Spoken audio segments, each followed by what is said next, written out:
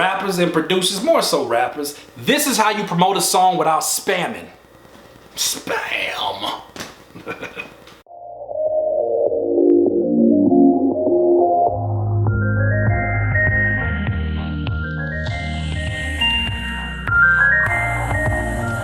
Rappers and producers, I know that we all want to get our music out there. We all want to be heard. Some of us go the route of, really having a very organized campaign where we know that every single week we're going to release this bit of content.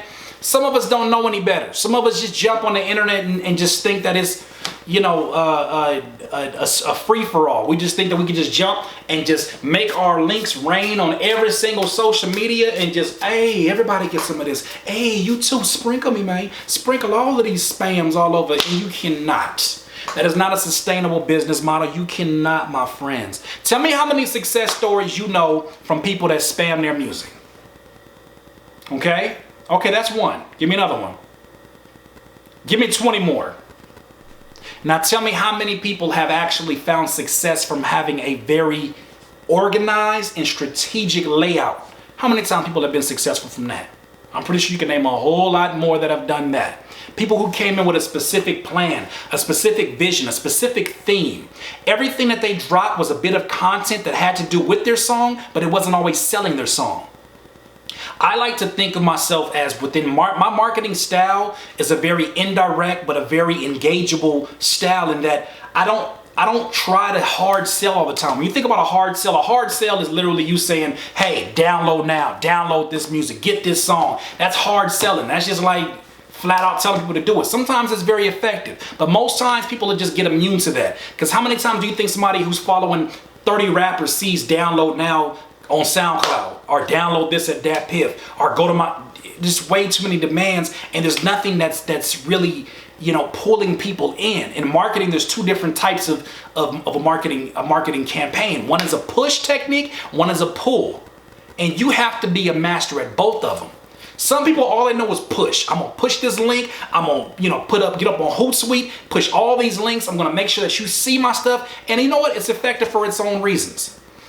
Some people are pull technique, where they give you content. Like for instance, The Weeknd. I really wish I didn't have to use him as an example because that ain't funny.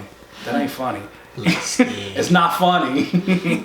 I really wish I didn't have to use him as an example, but here we are. He is a master at the pull technique when it comes to marketing and making you, just pulling your interest in. PartyNextDoor, even with those particular styles of album covers that he had for a lot of those projects and songs, they were all cohesive, and it was all something to where, I remember when I first started hearing about PartyNextDoor and I saw the album covers, I was like, yo, what is this? Why does everybody keep posting it? It was something that pulled me in. It wasn't pushed to me. It wasn't him pushing the links to me. It was friends of mine who were fans of his and said, hey, I just want to share this. And because of that, it pulled me into his campaign, and it made me at least interested in listening to a few of his songs. And so when you're trying to promote your music without spamming, you have to understand all you are utilizing is a push technique. What about the pull? I feel like most of the content, the most richest content is made when you start to create a pull technique, or at least you're thinking pull in mind with these particular marketing strategies. What type of content are you talking about, Curtis? Glad you asked. Let's talk about it. So, for instance, if you had a project in which the theme of it was, I don't know, let's see, throw something out there, Richie. What's the theme of a project? Just throw something. A random animal. Throw something out there. Animal? Just a animal. Tiger. Tiger. Say your project was the tiger in my eye. Okay, the tiger eyes. It's called a tiger eyes. Your campaign should start off, I feel like, with a trailer that starts off with a tiger eye that's zoomed in, and as it zooms out, your music is a theme of it.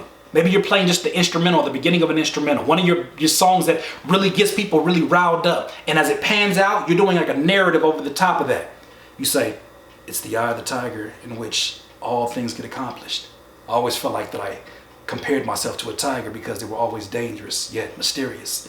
And just think of something, and you start to put this together, guess what happens? People are now pulled in and they're intrigued by, this is a different way to promote a song. They don't even know they're getting a song promoted to them, but you continue to play that instrumental.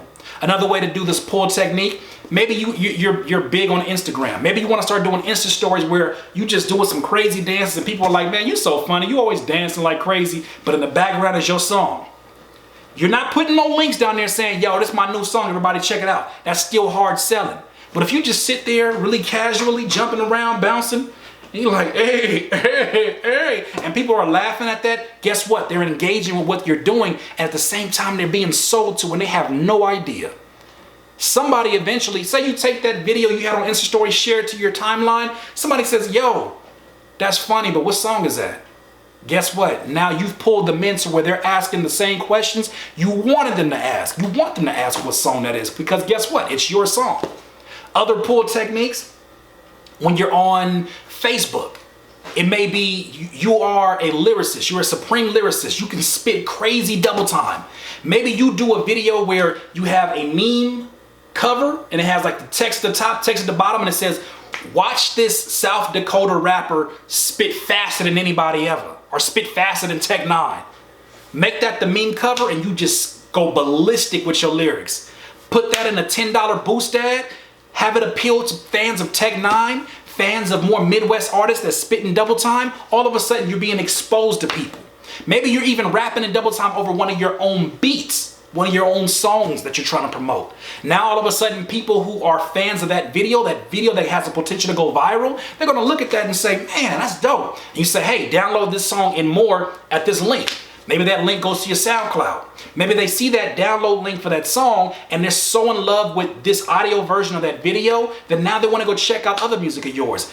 That's where it's up to you to make it available for them. And maybe you have a project underneath that one pinned post that has your particular audio from that viral video. Look, there's ways to do it. You just got to get creative. You got to think of other ways. I remember I told somebody they should put their particular, I think that the name of the project was something about the cycles of life. And I said, you should put that title on a fidget spinner. Fidget spinners right now, today, I mean, it's going to probably be outdated a year from now, but fidget spinners are something that everybody's talking about. Everybody has a brother or a sister or a son or a daughter that's using one of these. Put your logo on it. Find a way to customize that and now make those available. Now when these kids are running around, spinning these around looking like this, you got your logo on it when it's slow down. Wouldn't you like to be in that particular place? Wouldn't you like to get that free advertisement? It's so much better than just shoving a link down people's throat. You got to get creative. Sometimes promoting your album is not promoting your album. Sometimes it's just talking about the concept. Sometimes it's attracting other people who are likely to like your music by talking about your interests. Say you like to make a lot of sports references. I think that you as a rapper, you got to jump on Twitter and just jump into the conversation when there's games. If there's a Laker game on and you make a lot of like Kobe references, a lot of, LeVar, or not LeVar, which one is him? Which one? Which ball is on the Lakers?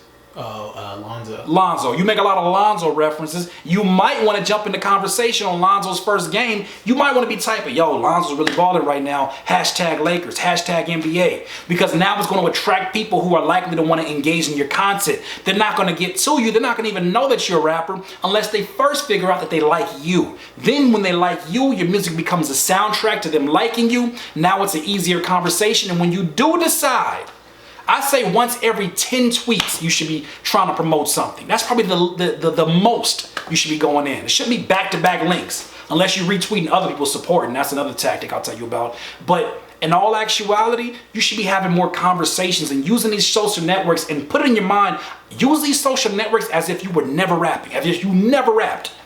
That doesn't mean ignore your rap career. That means use them the way that they're supposed to be used, and you're going to gain the audience you're supposed to gain, and then in turn you'll have more people to go ahead and hard sell to when it's that time.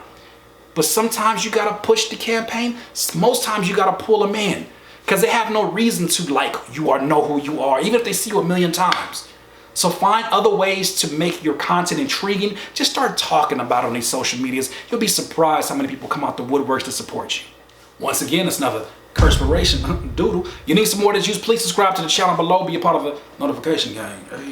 Hey. Once again, thank you to my Patreon supporters. We are so close to that last goal. Y'all did it. Y'all helped me do it. And we're getting stronger. Patreon.com/Curtis King.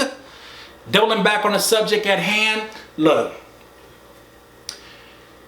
For those of you that think that spamming is the way, reprogram your mind and stop believing that pushing is the only way to get your music out there. You got to be able to master pushing and pulling. Look it up if you need some more resources. Google push-pull marketing. You'll understand it so much more if I didn't explain it to you right now.